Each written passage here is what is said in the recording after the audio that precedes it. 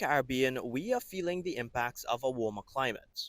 Stronger hurricanes, hotter temperatures, and droughts, and when the rain does fall, extreme floods. The generations who have come before have largely failed to control the problem of climate change. On Children and Youth Day today at COP28, it was a sentiment largely shared for a generation that will disproportionately feel the impacts of climate change now and in the coming years.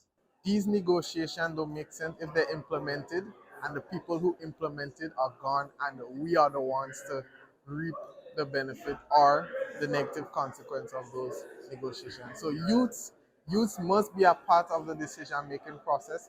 Many of the youths here are advocating for that very thing. We are experiencing the climate crisis today.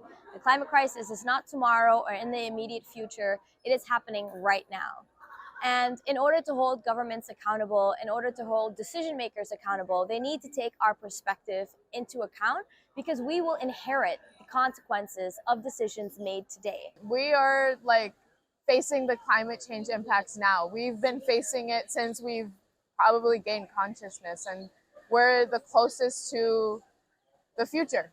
And so it's really important that our voices and our experiences are included in the dialogue about climate justice. But far too often, the youth voice has been used as a token at the negotiating table. Advocates are calling for a change. We need to be included because we make up 30% of the world.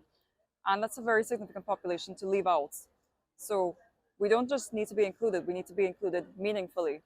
So no tokenistic actions, but to be included, to be heard, and to be validated. The youth are the peacekeepers of the world, and I feel like we have the responsibility to make the changes that we want to see. At COP28, it gives the opportunity for the students to actually learn and be involved in these conversations that are going on right now, and they can help give the youth perspective of the changes that they want to see done, especially because we've been so negatively affected by the climate change in the world, and it's really having a great impact on our lives right now. But COP28 isn't all about calling for climate action. So it's important that us as youth share that body of knowledge with others as well. So that's, in essence, that's the importance of us being at COP. Sharing knowledge, education, conservation, outreach, all of that. It's interesting, important, and we need that. With 4 more days to go, world leaders continue to negotiate to a future with less emissions, more climate financing for adaptation and mitigation, and lots more other pledges to be made. For now, I'm Kalain Hosein, CNC3 News, Dubai, the United Arab Emirates.